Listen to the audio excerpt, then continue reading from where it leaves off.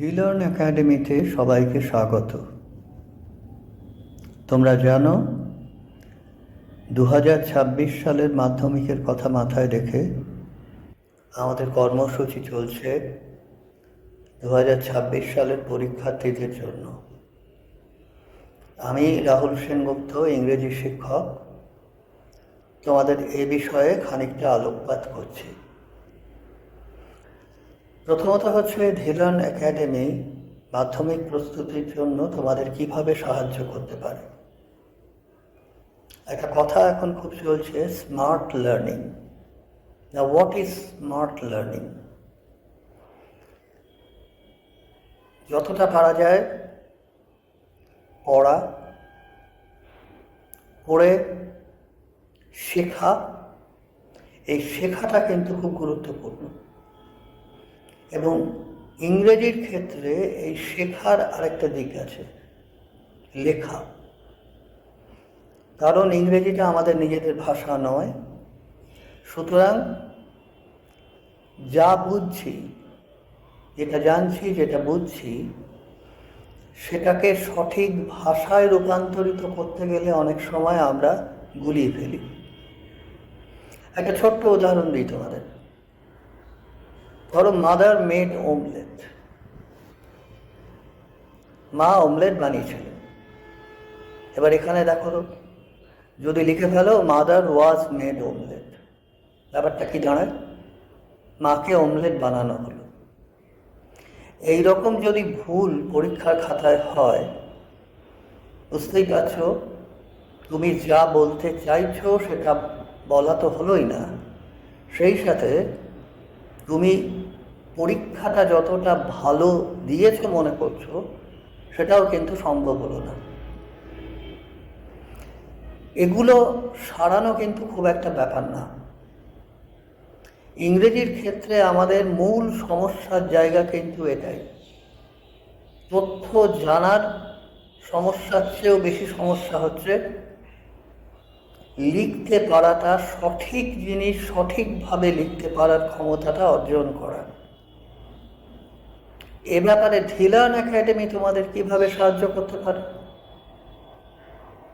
প্রথমত হচ্ছে পড়াটা কীরকম হবে, কোন কোন দিকে তোমরা একটু নজর দেবে। ইংরেজির ক্ষেত্রে কিন্তু মুখস্থ করে খুব একটা লাভ হয় না। শব্দগুলো জানা, শব্দের সঠিক অর্থ এবং ব্যবহার সম্পর্কে নিশ্চিত হওয়া, তার পাশাপাশি আর যে শব্দগুলো লাগতে পারে, ধরো তোমাদের ফাদার্স হেল্প আছে, ফাদার্স হেল্পের মধ্যে কনসিয়েন্স বলে একটা শব্দ আছে। এই কনসিয়েন্স শব্দটা দেওয়া আছে, তার অর্থ বিবেক তোমাকে জানতে হবে। কিন্তু স্বামী মাথা ধরার ভান করেছিল। ভান করা ইংরেজি কি? প্রিটেন্ড। খুব চালু শব্দ, কিন্তু আমাদের ওই গল্পের মধ্যে কোথাও কিন্তু প্রিটেন্ড শব্দটা নেই। যদি এই শব্দটা আমি না জানি, হয়তো প্রশ্নটা বুঝতে পারবো না, বা উত্তর লিখতে গিয়ে কোথাও ঠেকে যাব। এই জায়গায় ভিলার্ন একাডেমি তোমাদের পাশে দাঁড়াবে, তোমাদের এই শব্দ ভাণ্ডারটা দেবে এবং এই শব্দগুলোকে কিভাবে ব্যবহার করতে হয় তা শিখিয়ে দেবে। সেই সাথে মাঝে মাঝে তোমরা পরীক্ষা দেবে, পরীক্ষার ভুল ত্রুটিগুলো আলোচনা হবে। এইভাবে আমাদের ভিলার্ন একাডেমি তোমাদের সাথে এগিয়ে চলবে। আর একটা বড় কথা, ইংরেজি যে প্রশ্নগুলো থাকে, এই প্রশ্নগুলোর উত্তর আমি আগেই বললাম, জানা থাকলেও অনেক সময় লিখতে অসুবিধা হয়, ভাষার ওপর সঠিক দখল না থাকার জন্য। ইংরেজি কিন্তু খুব ভারী ভারী শব্দ লিখে প্রচুর নম্বর পাওয়া যায় এমন ব্যাপার না, সঠিক লিখতে হয়। এই সঠিক লেখার সমস্যাটা কিভাবে কম সময়ের মধ্যে 100% দূর করা যেতে পারে, এ ব্যাপারে ধিলান একাডেমি তোমাদের পাশে থাকবে।